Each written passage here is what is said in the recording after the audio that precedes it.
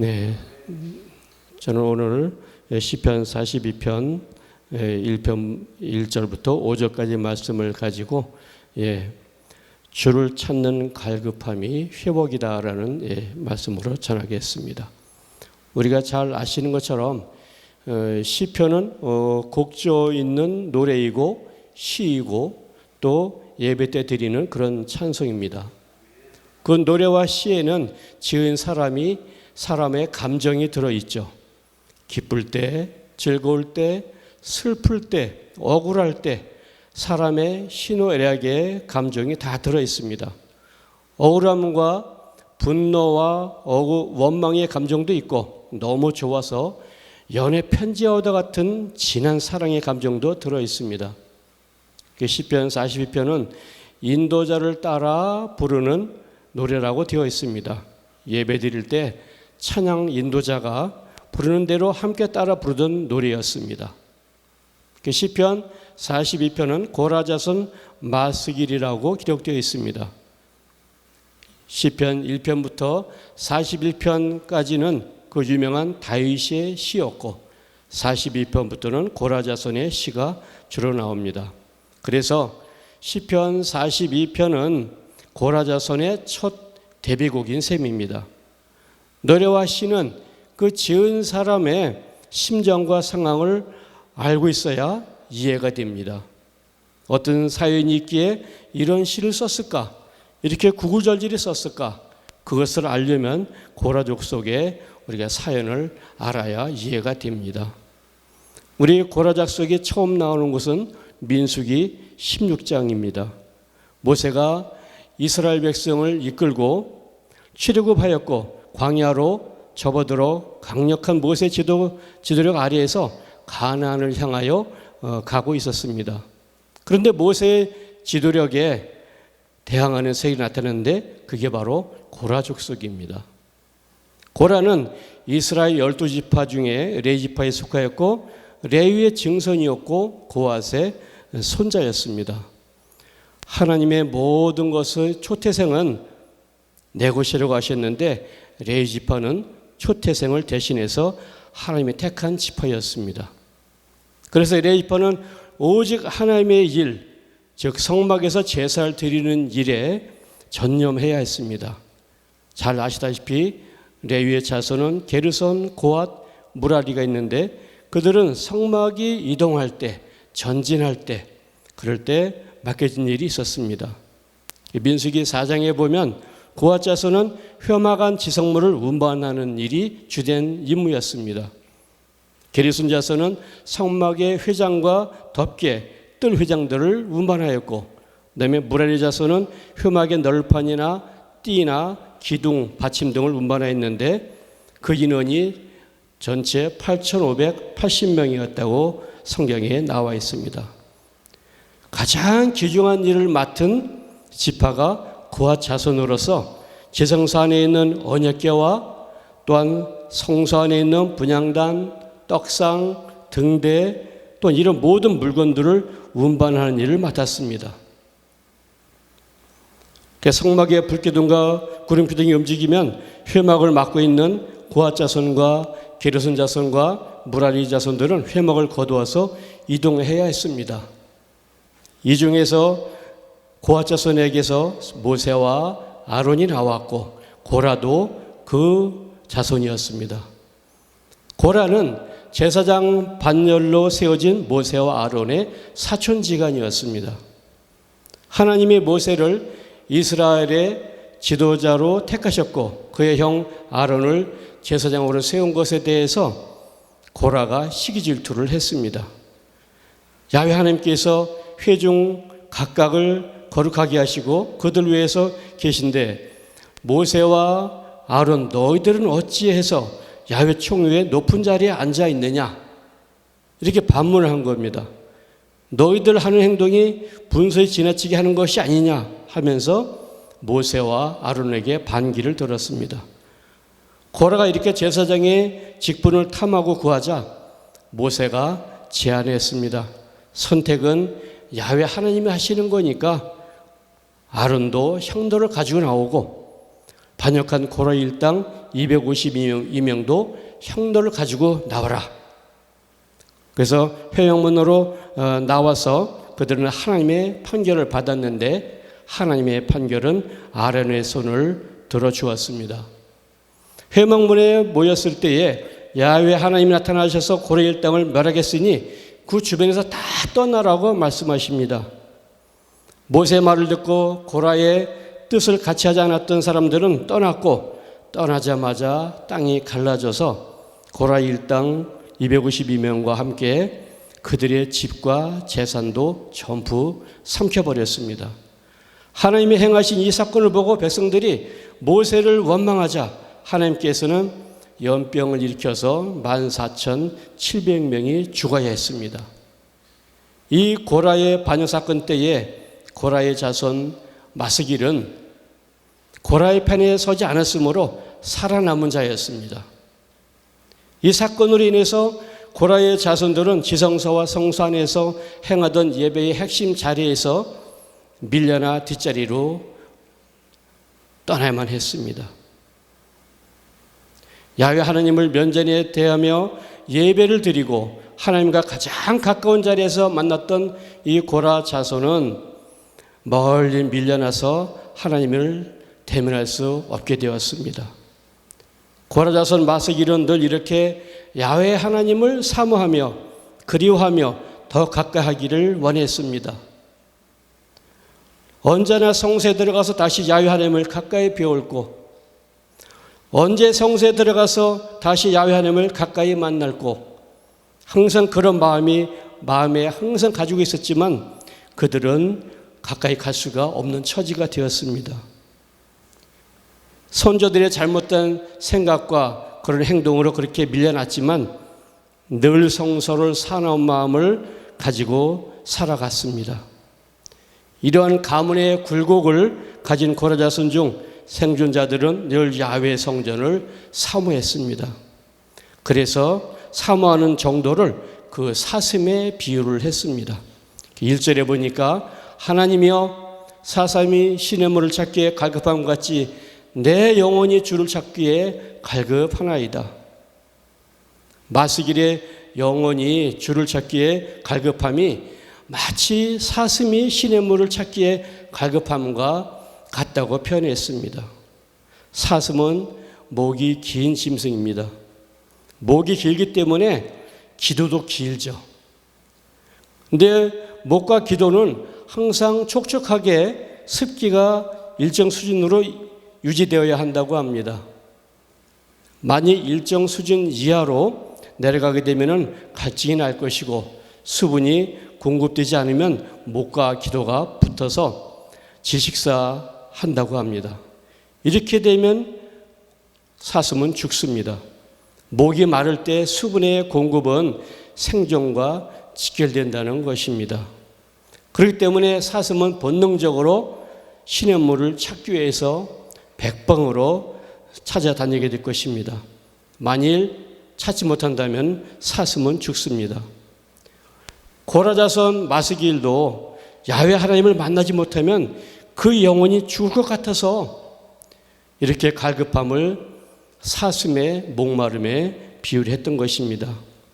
이렇게 야훼 하나님을 만나고 싶은 갈급함이 있지만 현실은 그렇지가 못합니다.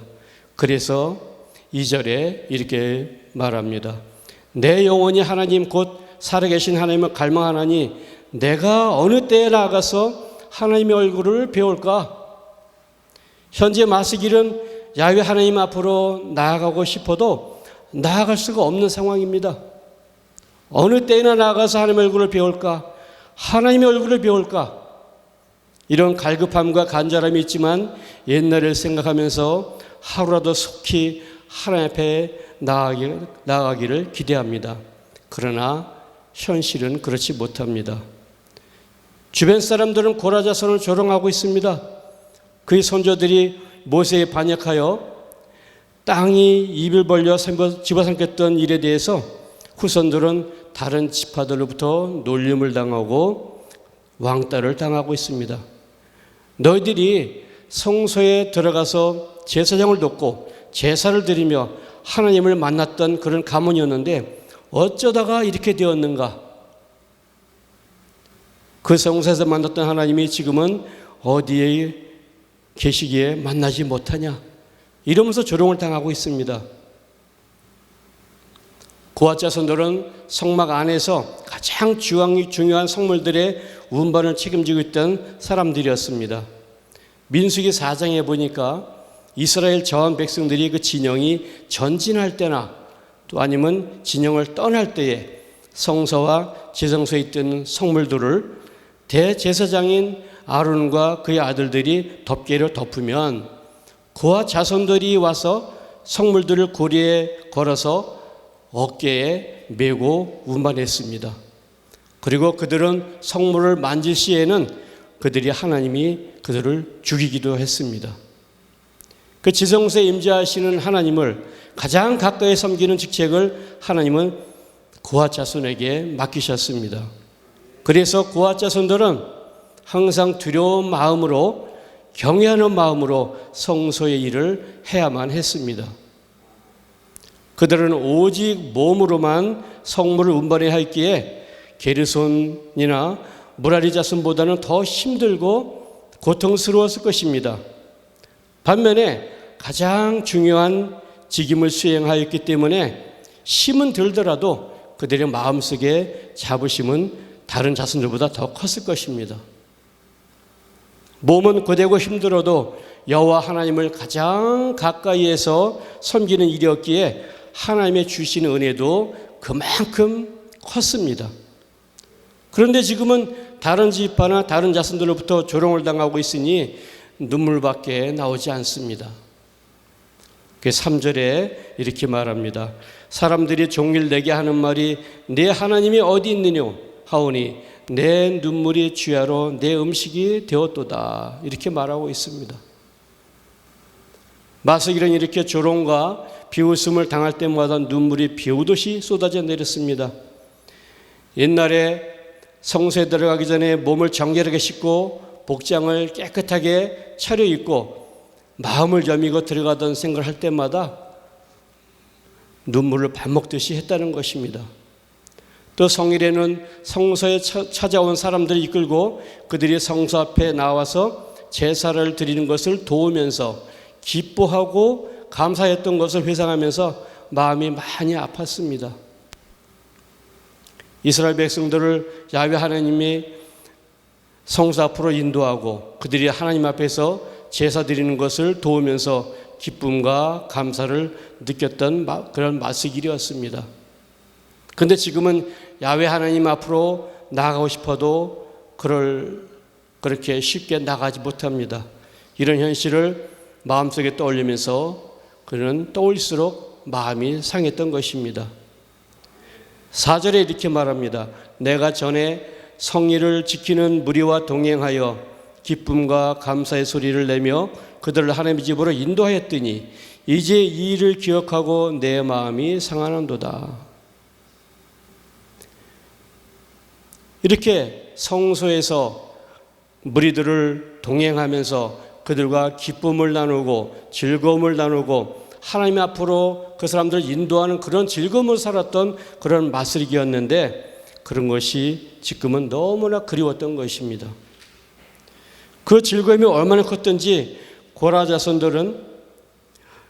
자손들은 주의 궁정에서의 한 날이 다른 곳에서의 첫날보다 나은즉 악인의 장막에 사는 것보다 내 하나님의 성진 문지기로 있는 것이 좋사오니라고 시편 84편에 고백하고 있습니다. 시편 84편도 고라 자손의 시편입니다. 하나님을 섬기는 일과 주의 백성들을 하나님의 집으로 안내하는 일, 그리고 성막을 어깨로 메어 운반하는 일이 얼마나 즐겁고 기뻤기에 주의 궁창에서의 한 날이 다른 곳에서의 첫날보다 낫다고 고백하겠습니까? 하나님을 하는 목회사역에서도 이러한 기쁨과 즐거움이 있어야 될 줄 믿습니다. 아멘. 비록 현실은 내 뜻대로 야훼 하나님 앞으로 나가지는 못해도 언젠가는 하나님 앞으로 나아갈 날을 기대하면서 마스길은 하나님께 소망을 두며 하나님을 찬송합니다. 5절에 내 영혼아 내가 어찌하여 낭망하며 어찌하여 내 속에서 불안해하는가. 너는 하나님께 소망을 둬라. 그가 나타나 도우심으로 말미암아 내가 여전히 찬송하리로다. 이런 야훼 하나님 앞으로 다시 나가려는 갈급함이 생존한 고라 자손들에게는 오랜 세월이 흐르도록 이어져 내려왔습니다. 야훼 하나님을 성소에서 다시 만나기를 사모했던 고라 후손들은 수백 년을 거치면서도 변하지 않았습니다. 언제나 하나님의 성소 앞에 서기만을 간절히 바라던 고라의 생존한 후손들은 그 믿음과 소망을 계속 간직하며 살아가고 있었습니다. 사사기가 끝나갈 무렵 엘리 대사장 때에 블레셋과 전투에서 언약궤를 블레셋에게 빼앗깁니다. 블레셋 땅에서 하나님의 언약궤가 가는 곳마다 독한 종기가 발생하자 블레셋 사람들은 언약궤를 다시 이스라엘로 보냈습니다. 이스라엘의 베스메스 사람들이 야훼의 길을 들여다본 까닭에 하나님이 그들을 쳐서 많은 사람이 죽임을 당하였습니다. 그들이 법궤를 그저 상자와 같이 물건과 같이 취급하는 것에 대해서 하나님이 내리신 징계였습니다. 기랏 여아리 사람들이 와서 여호와 궤를 옮겨서 아비나답의 집에 들여놓고 거룩하게 여호와의 언약궤를 지키게 하였습니다. 70년이 지난 후에 다윗이 이스라엘을 통일하고 왕이 되어서 예루살렘 다윗성으로 법궤를 옮겨가라고 하였습니다. 다윗 왕은 인간적인 방법으로 언약궤를 옮기려다가 우사가 죽임을 당하고 옮기려는 1차 시도는 실패하였습니다. 이후에 언약궤는 오베데돔의 집에서 석 달이 있었는데 하나님께서 오베데돔과 그의 온 집에 복을 주셨다고 성경은 기록하고 있습니다. 하나님께서 하나님의 궤로 말미암아 오베데돔의 집과 그의 모든 소유에 복을 주셨다함을 듣고 다윗이 가서 하나님의 방법으로 하나님의 언약궤를 기쁨으로 메고 다윗성으로 옮겨갔습니다. 전생에 의하면 이때의 언약궤를 석 달 동안 모셨다가 하나님으로부터 큰 복을 받은 오베데돔에 대해서 다윗이 그 집안 내력에 대해서 자세히 들었다고 합니다. 모사의 시대에 고라 반역 사건 이후 450년이 지난 이후에 고라 자손은 다시 성소로 돌아오게 되었습니다. 생존한 고라 자손들이 하나님을 진심으로 믿고 다시 성막으로 돌아오기를 바라는 마음으로 하나님을 섬겨오고 있다는 사실을 다윗은 알게 되었습니다. 다윗은 고라의 후손인 오베데돔과 그의 자손들을 다시 성전으로 불러들였습니다. 이스라엘 역사에 보면 드디어 고라 자손은 복직되어서 다윗 시대의 성전으로 돌아오게 된 것입니다. 다윗이 이스라엘 왕이 되면서 마스길의 후손들 중에서 헤만은 성전에서 악기를 연주하는 3대 악사가 되었고 드디어 성전에서 제사를 드릴 때 악기와 찬양으로 하나님께 영광을 돌리게 되었습니다. 그뿐만이 아니라 오베데돔과 그의 형제 68명은 문지기로서 성전에 돌아왔습니다. 그리고 역대상 26장 5절에 보면 하나님이 오베데돔에게 복을 주셨는데 어떤 복을 주셨느냐? 그의 자손들이 대부분 능력이 있었고 용사도 많이 나오는 복을 주셨습니다. 그래서 역대상 26장 8절에 이렇게 말하고 있습니다. 이는 다 오벳에돔의 자손이라. 그들과 그의 아들들과 그의 형제들은 다 능력이 있고 그 직무를 잘하는 자이니 오벳에돔에게서 난 자가 62명이었으며 이렇게 기록하고 있습니다. 고라 자손들은 조상의 반역으로 인해서 하나님의 징계로 몰살당했지만 생존한 후손들은 성막에서 하나님을 가장 가까이서 섬겼던 기쁨과 즐거움을 사모하면서 견뎌낸 결과 드디어 하나님의 성전에 악사와 문지기로 돌아오게 되었습니다. 하나님으로부터 은사와 권세와 능력을 부여받았던 목회자와 성도 여러분들도 고라의 후손 마슬기와 같이 하나님을 사모하며 성전 앞에서 섬겼던 즐거움과 기쁨을 회복시켜달라고 부르짖을 때 하나님께서는 다시 그 기쁨과 즐거움과 은혜와 능력을 회복시켜 주실 것입니다. 하나님을 가장 가까이서 교제하며 지냈던 그 시절로 되돌아가서 하나님의 사역을 잘 감당하시기를 주님의 이름으로 축원드립니다.